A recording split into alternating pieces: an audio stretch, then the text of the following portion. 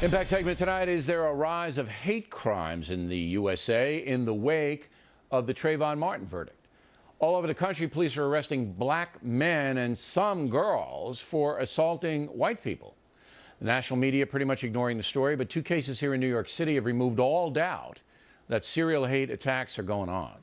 62-year-old Jeffrey Babbitt killed after being attacked by 40-year-old Martin Reddick, who was screaming, "I'm gonna punch the first white man I see." Also in New York City, 31-year-old white man was punched in the face and called a cracker, allegedly by a black man who's now being hunted by police. In Pittsburgh, 32-year-old Ginger Slevsky, beaten by 4 black teenage girls who were calling her a white bitch. The girls have been arrested. Ms. Slevsky suffered a concussion and other injuries. In New Orleans, 4 boys and a girl have been arrested in hate crime. On a man, police say the black teens yelled homophobic and racial slurs at him. Joining us now from Philadelphia, Dr. Donald Tibbs, who teaches law at Drexel University. So in the context of the Trayvon Martin verdict, which angered many in the African-American community, are these attacks payback for that?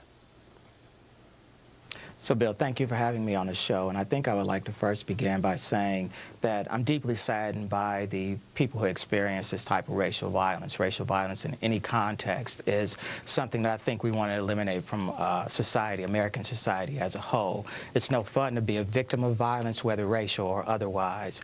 I think, though, perhaps I might draw a little bit of a line between these attacks and what happened in the Trayvon Martin case and the causal connection that in some ways they're being categorized. I'm not exactly sure that I see a causal connection here. I think racial violence is on the uprise. It's been on the uprise for a number of years. But if you look at the storylines that are pitched, and I've had an opportunity to read all the stories, not at one time or at any moment was there any mention that this is payback for Trayvon Martin. No, that's true. So I don't think I would perhaps extend it that far. There were some incidents, one in Minnesota and another, I think, in Arizona, where Mr. Martin's name was mentioned. But you said there is a rise in racial violence. Why? I think that part of it is that there is the racial animus has never gone away. It's something that is a part of our historiography. I think the president explained that very well in his comments on Trayvon Martin. And so I don't think that we are eliminating racial violence. And as a matter of fact, our refusal to sort of talk about race and racism and the systemic aspects in which race is institutionalized in America is causing more animus between black and white and brown and other. But all the polls say that both blacks and whites see the racial climate improving here, even in the wake of controversial stories like Trayvon Martin.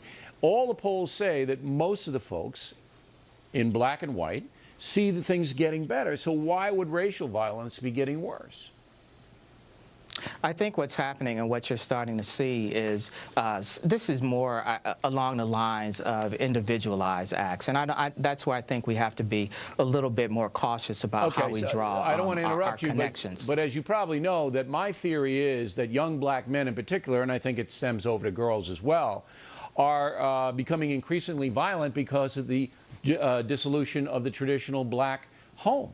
And that you see it in Chicago, and now you're seeing it spread out, and it's mindless acts of violence. Spokane, Oklahoma City, you know, we're seeing all of this. So are you tying that in to these crimes?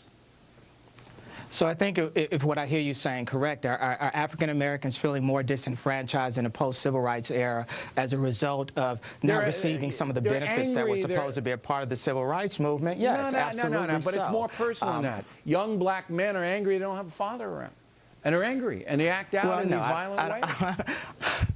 I don't think that that's a fair extrapolation, Bill, at all. No, absolutely not. I think that's absolutely the root of all of this.